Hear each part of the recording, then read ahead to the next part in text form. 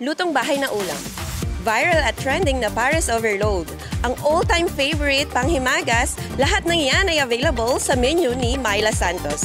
Hindi yan sa Pilipinas, kundi sa Paris, France. Tara, kilalanin at bisitahin natin ang Pinoy Store Fast Food.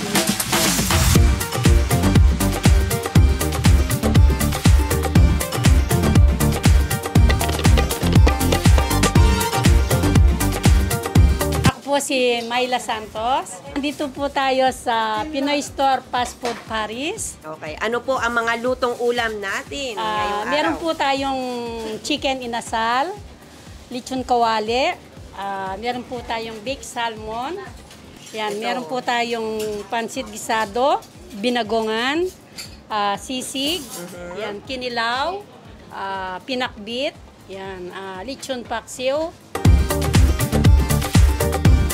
Nandito ako kasi masarap po ang luto ni Myla. Talagang sinasasabikan paulit-ulit. Normally kanina pa ho ang 4 PM. Hanggang ngayon di pa ako makapasok. Ang puno pa sa loob. Ano bang po kami Malta? Galing Malta. Tulad ng pinipilahan din niya. Kami magkakaibigan, marami kami hinihintay. Oo, naku, ang dami niyo kaming matikman. Patok. Yes. Yeah. Ang sarap, sobrang sarap talaga. Nyo ba na dito sa Paris, France, ang maladiwatang Paris Overload na viral at trending dyan sa Pilipinas ay nandito na rin sa Paris.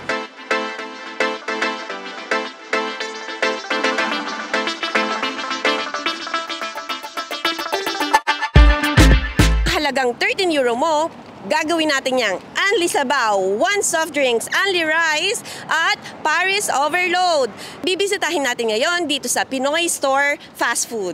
Tara, samahan nyo kami!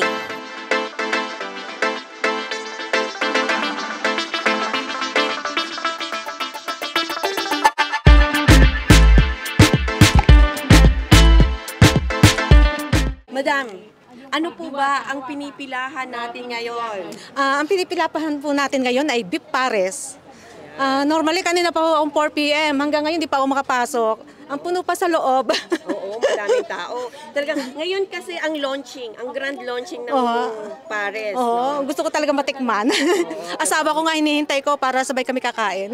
Tamang-tama. Kayo madam, ano po bang pinipilahan natin ngayon? Ay, ang pinipilahan namin yung katulad ng pinipilahan din niya. Kami magkakaibigan, marami kami hinihintay. Oo, naku, ang dami niyo kaming palang matikman yung kanilang Paris Load. Yeah, Paris Overload. Oo. Yun o, nakalagay sa sa vitrine nila.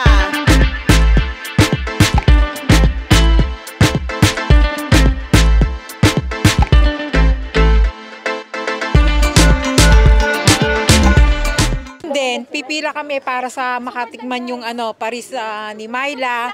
Dito sa Paris na walang ka-Paris, ang sarap. Oo, Kasi natikman na namin one time, nagluto siya, nag-okasyon sa kanila. Yun, pinatry sa amin. Kaya ngayon, eto, pipila kami. yung grand launching talaga grand launching ng kanya. So, alam niyo po ba kung ano ang mga inclusions ng ating Paris Overload? Load, yes po. Meron tayo diyang Paris Overload, only sabaw, 1 soft drinks at Only rice. Ano Only rice. importante doon? Only rice? Sa 13 euro lang, 13 euros, busog na busog ka na.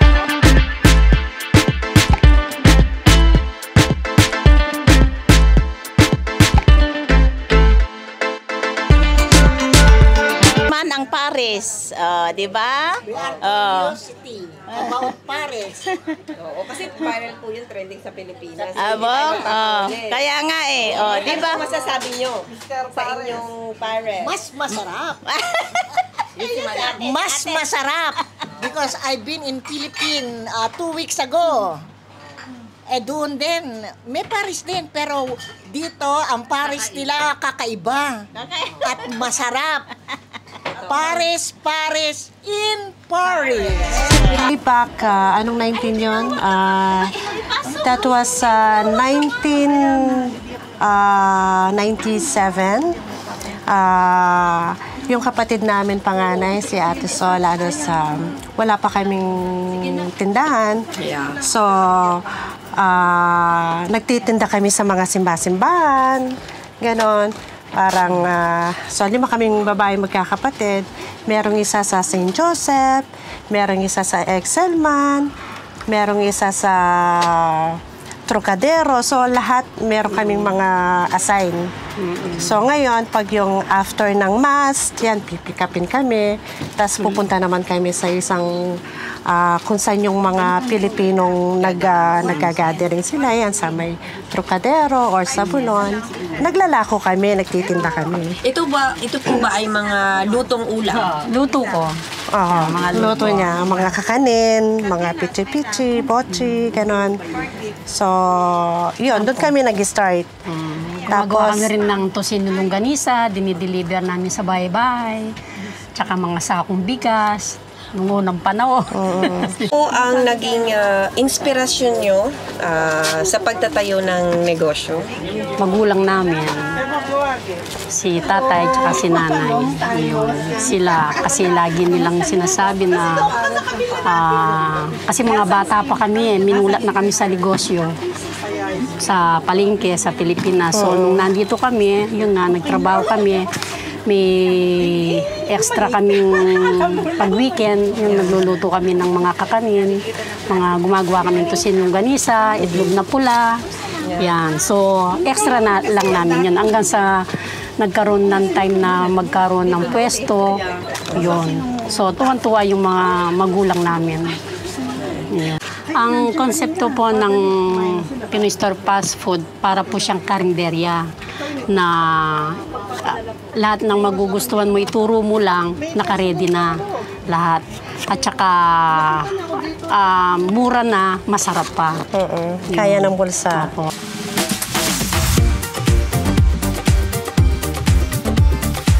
Pagliligosyo, minsan kasi kailangan na lakas ng loob. Yun. Tsaka laging tiyaga, tsaka positive thinker ka. Tsaka unang-una, lagi mong, yun nga, kahit anong bagay sa negosyo, sentro mo yung Panginoon para meron kang guide para lahat kaya mong gawin ng dahil sa Kanya. Yung i-guide ka niya sa lahat ng bagay. Yung napagpatuloy namin yung mga pangarap nila sa amin, yung negosyo mula nung bata kami. At pangalawa, nagpapasalamat din po ako sa mga customer namin na tumatangkilik mula noon hanggang ngayon. Nang dahil sa kanila, lumalakas yung loob ko at naaalis ang pagod ko pag sinasabing masarap yung mga luto ko. At siyempre, unang-una na rin ang Panginoon. Binigyan kami ng ganitong biyaya na sa pamilya, na mga kapatid, lahat po kami magkakapatid, nandito kami lahat. Magpapasalamat din ako sa kanila. Ako si Myla Santos ng Pinoy Store Paris Fast Food.